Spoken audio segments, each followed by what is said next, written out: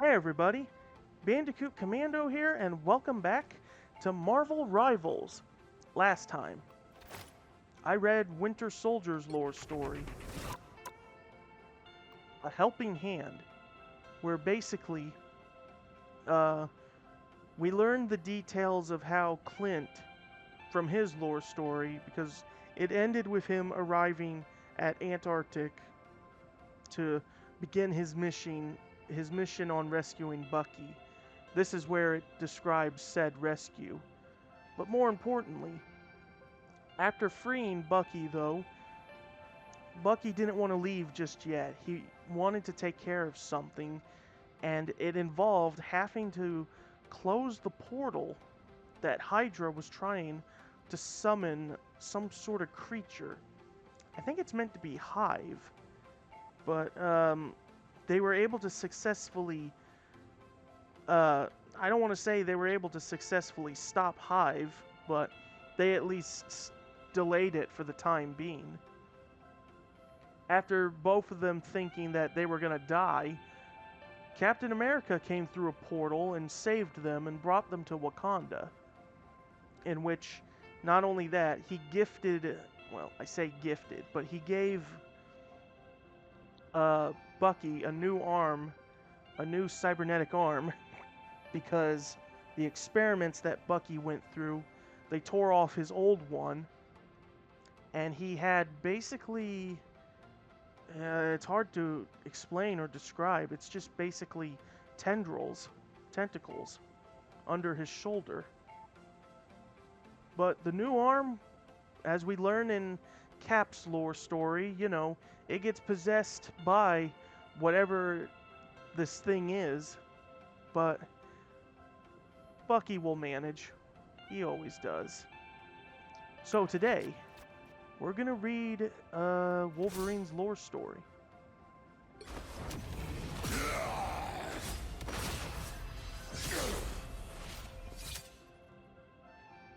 James Logan Howlett. Thanks to his regenerative healing factor and berserker rage, the centuries-old Logan can fight through the worst pain to go claw to claw with any foe. The Wolverine stands ready to shred through all obstacles in his way with his adamantium claws. Yeah, I got some skins of Logan. The Blood Berserker.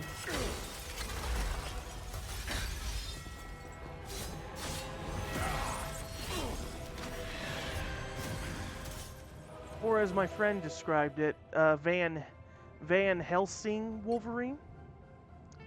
But yes, the Blood Berserker. I know a thing or two about living a long time. You tend to forget what fear is. Dracula's messed with the people I care about for far too long. So let's remind him why he should stay in his coffin. Next we have the Deadpool and Wolverine skin. You know what? You're the best Wolverine. Now we got Patch. Oh, whoa, oh, it put us, I did not expect it to put us in a lore story. Answer should be obvious. And ain't in Madapore, darling. The name's Patch. First appeared in 1988. Madapore, it's a fictional country in Japan, I believe, in the Marvel Universe. Logan. James Logan Howlett.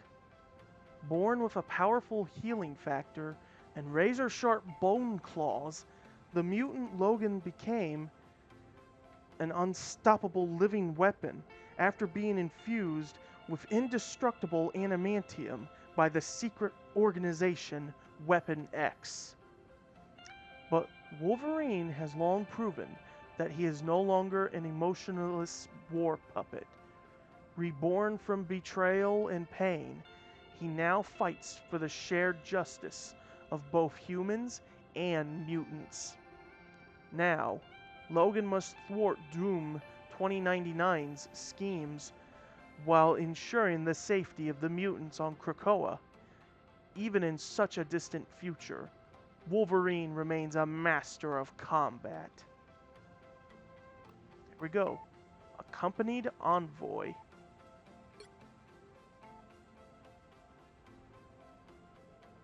Another one, Freddy. Heavy on the orchard nectar. You got it, Logan, said Fred Dukes, the bartender of the Green Lagoon, a secluded watering hole nestled into the heart of Krakoa, the living island that served as a safe haven for mutants from across time and space. Fred Dukes, that's Blob, I believe. I didn't think Blob would reform. I thought he'd still be a villain. The massive man plucked a beautiful tropical flower from a tiny garden behind the bar.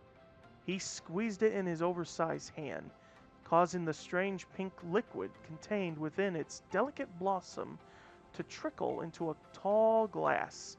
Mixing in a few other natural ingredients, he covered the glass and gave it a quick shake before sliding it across the bar to his most loyal customer.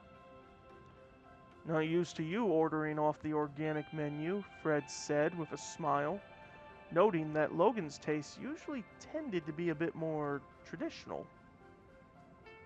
Yeah, well, I didn't come here to forget anything tonight, bub, Logan said, gazing at the nectar swirling in his glass. For once, I want to remember every detail. I would like to hear them as well. Oh, this is someone else. I thought it was still Blob. And I would like to hear them as well, a voice said as another man approached the bar. If you are willing to share, my friend. Logan looked up from his drink to see one of the greatest foes he'd ever faced, the mutant master of magnetism, known as Magneto, taking a seat next to him. If this were a few years ago, Logan would have already popped his razor-sharp adamantium claws and taken the first swing. But these were strange times, and for a man who had lived a life as long and eventful as the Wolverine, that was certainly saying something.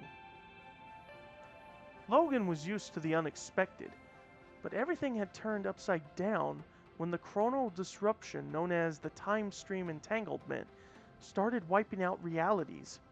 Krakoa may have been home to some of the most powerful mutants on the planet, but that still wasn't enough to keep it safe from the cosmic catastrophe's devastating effects. The island and its inhabitants found themselves swept up in a powerful temporal storm and nearly became lost in time and space. Aurora Monroe, the X-Man called Storm, managed to navigate the island safely through the Tempest, but when the danger had finally passed, their new reality began to sink in.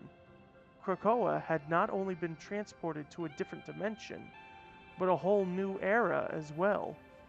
The year 2099. Always one to seize an opportunity, Magneto took advantage of the crisis, but not in the way most might have expected. Instead of trying to subjugate the unsuspecting humans of this future world, he instead opened the gates of Krakoa to all mutants who had become displaced by the time stream entanglement. His efforts had already earned him the respect of many, and the ire of many more. Magneto didn't care what the world beyond Krakoa thought of him, nor did he have any interest in mankind's petty squabbles. All he cared about was the safety of his own people and of Krakoa. But Logan knew that no man or mutant was truly an island. Still got your cape in a bunch that had been running with the humans, Eric? Logan asked, taking a swig of his drink and sneering as the festive, fruity flavors danced across his tongue. There are still so many mutants who need our help, Logan, Magneto responded. You should be focused on them. Our people ain't the only ones in trouble, Logan responded gruffly.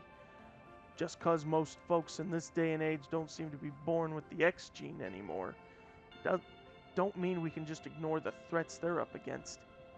Helping innocents is one thing, Magneto said, his tone becoming more judgmental. But you're out there fighting the powers that be alongside some sort of human liberation front? Your careless actions could put a target on Krakoa and all of those who came here for protection.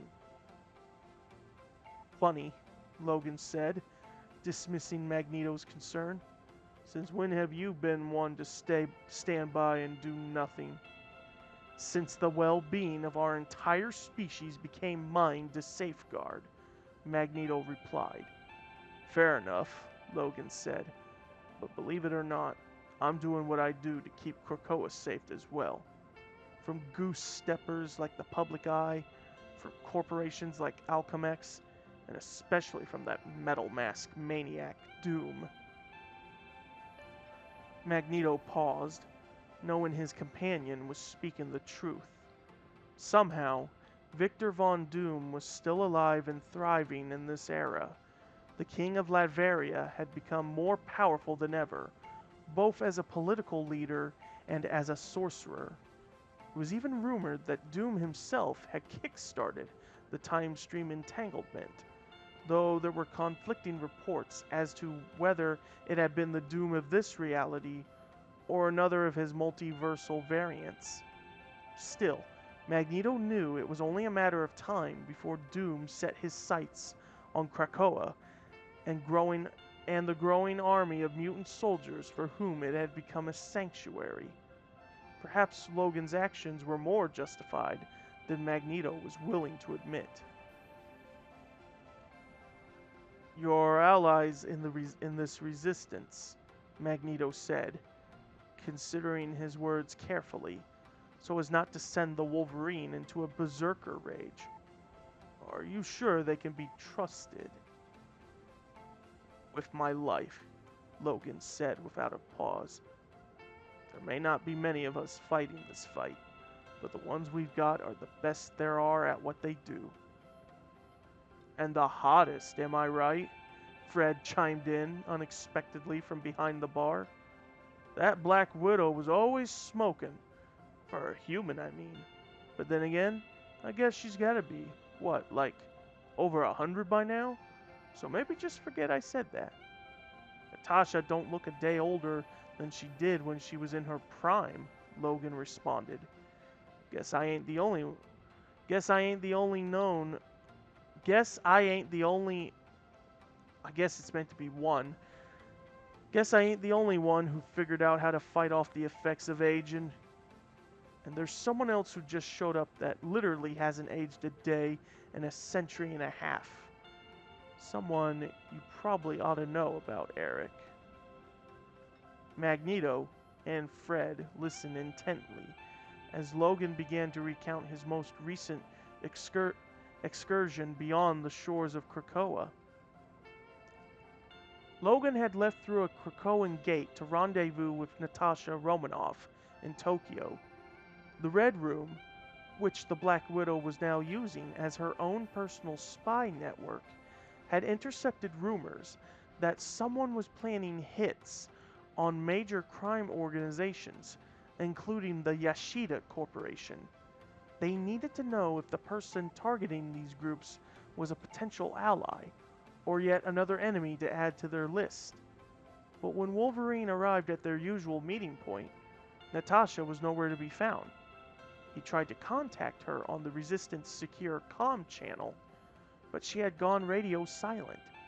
That wasn't like her. After digging for intel and making a few minor threats, Logan learned that Natasha had gotten a credible lead about an ultra-top secret Mercury-level asset being stored at Alchemex's Tokyo HQ. Whatever it was, she must have realized that her window to recover it was extremely short if she was willing to risk going in without backup. Logan raced through the back alleys of Tokyo toward the Alchemex Tower, But he wasn't fast enough. Before he could reach his destination, a powerful explosion lit up the night and shook the city's streets. Worried about Natasha's safety, Logan doubled his pace, but instead of finding the Resistance most elite spy, he instead found himself face to face with one of the most legendary warriors to have ever graced the field of battle, Steve Rogers. Captain Frickin' America? Fred blurted out, snapping Logan out of his story. You gotta be kidding me. No joke, bub, Logan said. But the Boy Scout wasn't alone. Hang on, I need to take a quick drink.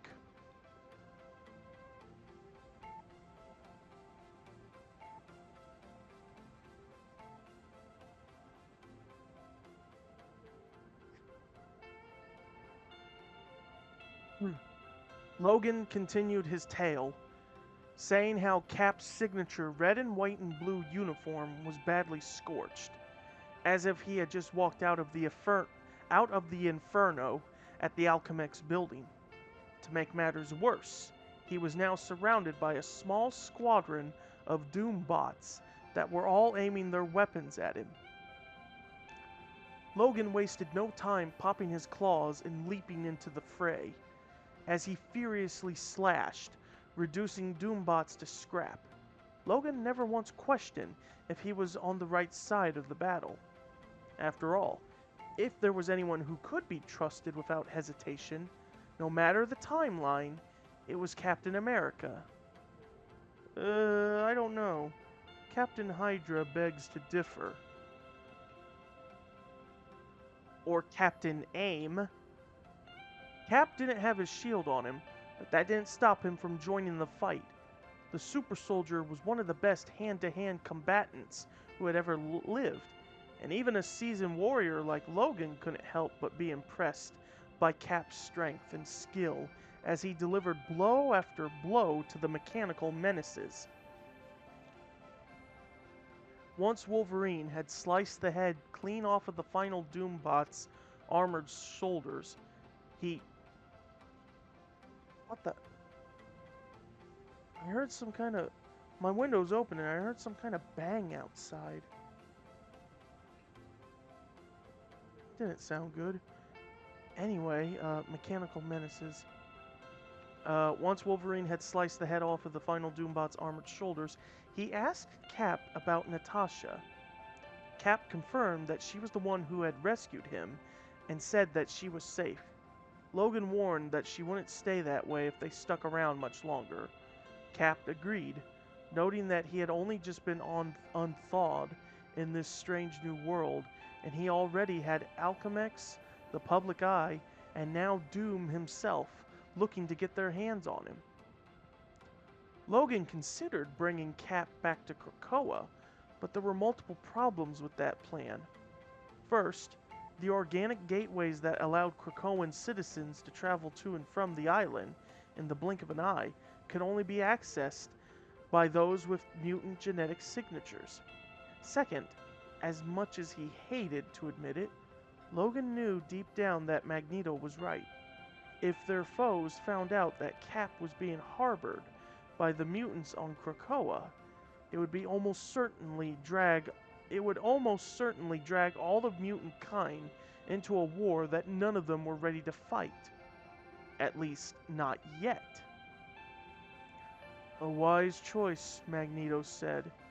But where is your star-spangled ally now? I'm getting there, pal, Logan said. Hold your horses. Logan went on, telling how he took Cap back to a secure Resistance safe house. By then, the effects of the blast at Alchemax, not to mention the century and a half that Cap had spent trapped in ice, had taken their toll on the Sentinel of Liberty. Not even his super soldier serum was enough to heal his burns and reduce the atrophy in his muscles. Cap didn't have had more typos.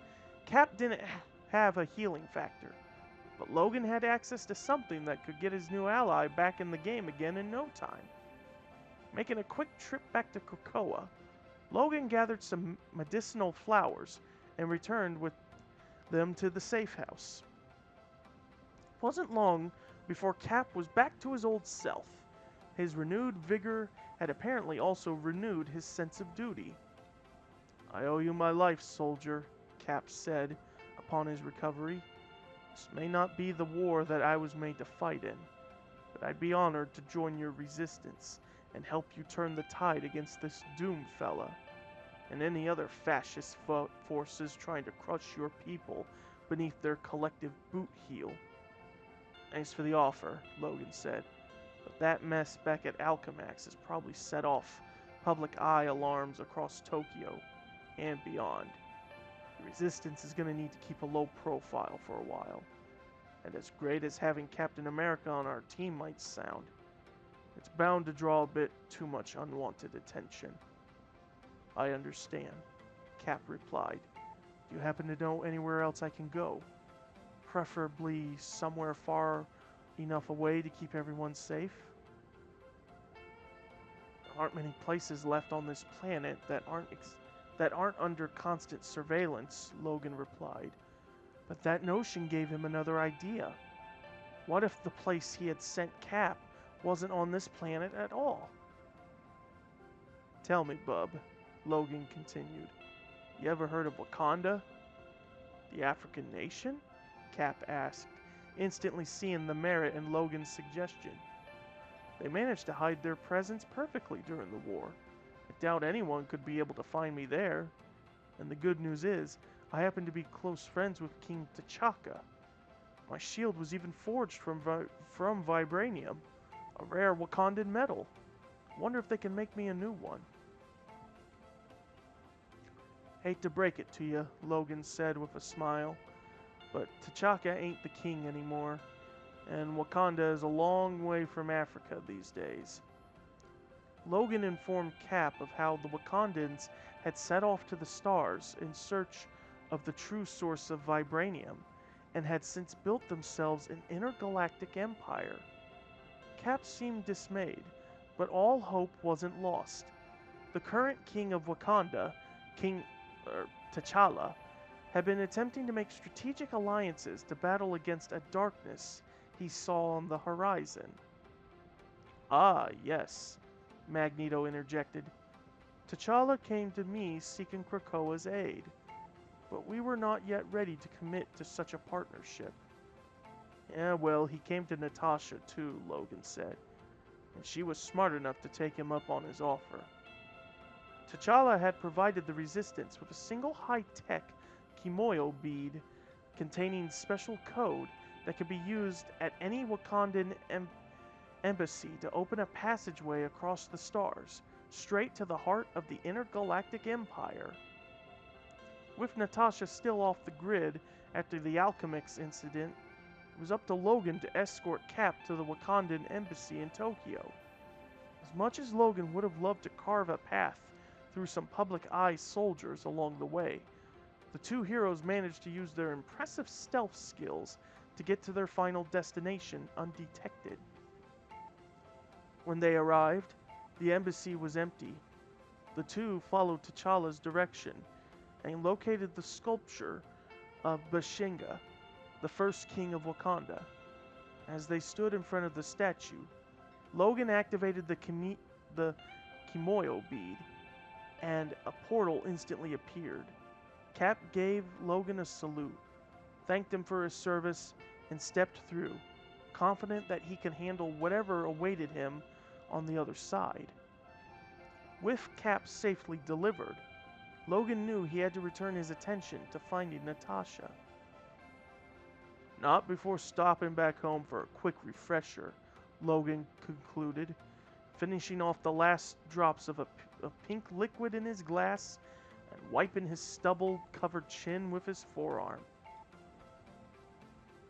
"A fascinating tale," Magneto said, "but what I find truly refreshing is the notion that perhaps we have as many friends in this new world as we do foes. Sometimes it helps to take your helmet off so you can see the full picture," Logan said with a smirk. Indeed, Magneto replied as he stood to walk away.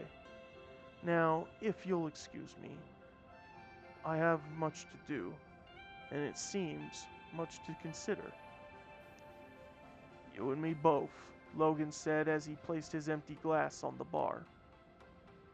Want me to fill you up? Fred asked, hoping that another round might come with another exciting story about Logan's adventures.